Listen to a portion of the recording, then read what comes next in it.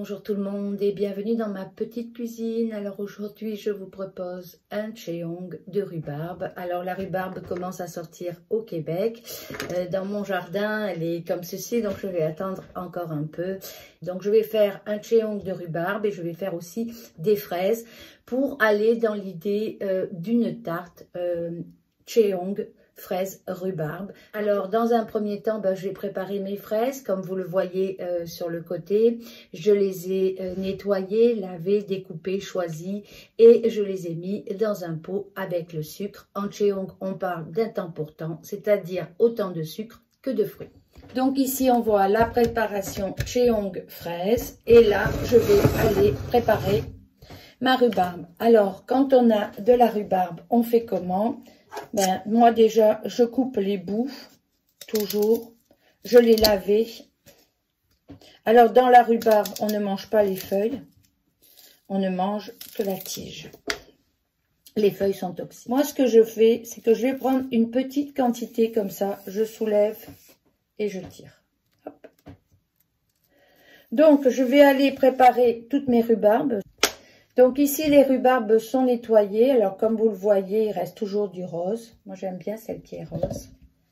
C'est que je vais aller directement la mettre dans mon robot. Et le robot va faire mon découpage. Donc, dans cette recette, je vais mettre autant de fraises que de rhubarbe. Alors, pour l'instant, la mienne n'est pas prête. Au fur et à mesure que ma rhubarbe va être disponible, je vais l'ajouter. Et j'ai des fraisiers sauvages aussi, donc j'irai sûrement rajouter des fraises. Je vais aller découper en petites tranches comme ceci. Alors voilà, le robot a tout découpé en petits morceaux. C'est assez vite. Je vous ai montré plusieurs fois mon robot. Et maintenant, je vais aller peser une même quantité de sucre que de rhubarbe découpée. Voilà, on va faire la tare. Alors, comme j'avais mis 700 g de fraises, je vais aller mettre 700 g de rhubarbe, tout simplement. Donc, voilà, ici, j'ai 650 g. Donc, je vais aller mettre 650 g de sucre aussi. Là, je vais aller le rajouter à mes fraises. Voilà, alors comme vous voyez, c'est assez simple.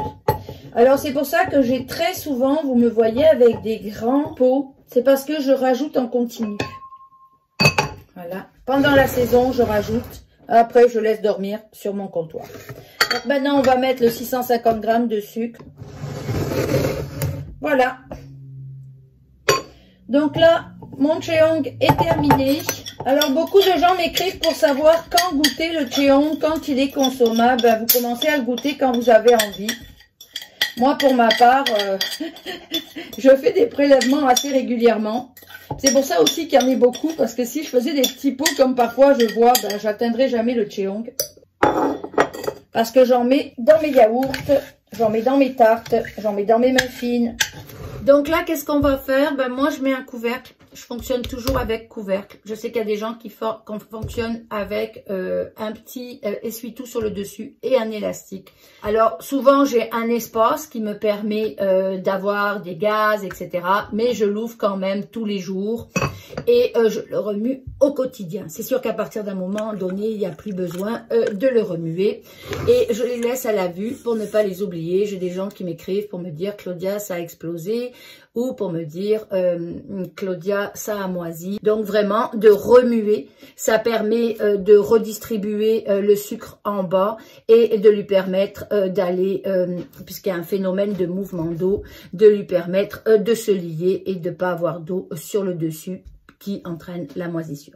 Donc voilà, je vous dis à la prochaine fois. Je ferai sûrement une tarte et je vous ferai des retours avec ce cheong de fraises et de rhubarbe. Au Québec, c'est le temps de la rhubarbe. On est plusieurs à en avoir dans nos jardins. C'est facile à planter, c'est très productif et c'est très agréable. Je vous propose à la fin une recette de bonbons à la rhubarbe que j'adore faire et du coup, je peux en manger toute l'année. Et maintenant, j'aurai aussi mon cheong de rhubarbe. Au revoir, à la prochaine fois.